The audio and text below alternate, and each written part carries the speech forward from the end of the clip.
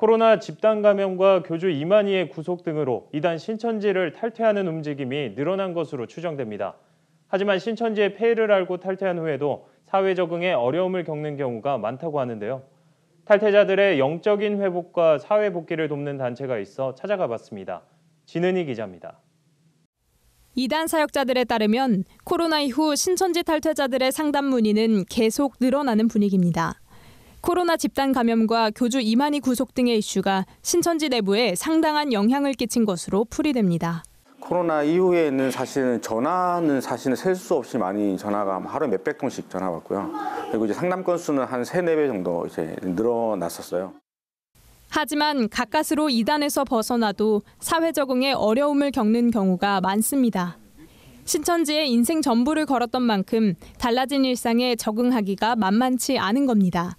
자기 삶의 전체를 투자하다 보니까 학업 부분도 당연히 남들에 비해서 준비도 안 돼 있고 꿈이나 그런 게 대부분 사람들이 없는 경우도 많고 있더라도 포기한 경우가 많아서 이와 관련해 신천지발 코로나 집단 감염이 처음 발생했던 대구 지역에서는 지난달 초 설립한 신천지 탈퇴자들의 회복을 돕는 단체들의 움직임이 활발했습니다.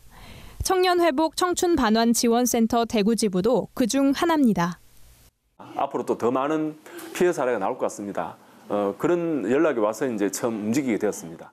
그게 이제 정직과의사 쌤이나 또는 사회활동가들 또는 청년 상담사들 또 이단 연구소 하는 분들 이런 분들이 연합을 해서 우리 같이 팀을 만들어서 대응을 하자라고 해서 이제 이 모임을 하게 되었고. 청년회복 청춘반환지원센터는 신천지 등 이단 사이비에 속아 인생을 뺏긴 이들이 피해를 보상받도록 소송을 돕고 건강한 삶으로 회복할 수 있게 지원합니다. 이단 상담 전문가를 통한 교리 상담으로 신천지에서 배운 잘못된 성경의 해석을 잡아주며 사회생활에 적응할 수 있는 동아리 활동과 정서 회복을 위한 상담도 제공합니다. 탈퇴자들의 회복을 위해선 이처럼 전문기관의 도움도 필요하지만 가족들의 따뜻한 관심과 사랑도 중요한 과제로 지목됩니다.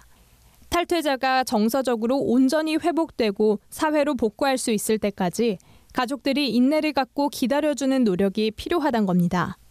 큰 병을 치료하고도 재활 치료 받듯이 서서히 재활을 하면서 이제 점점 회복을 하고 나가야 되는데 좀 부모님 입장에서는 그냥 나왔으니까 이제 끝 다시 원래 일상으로 돌아가자라는 게 커서 이를 위해 탈퇴자들과 부모를 대상으로 상담을 진행하면서 정서적 회복을 돕는 기관도 있습니다.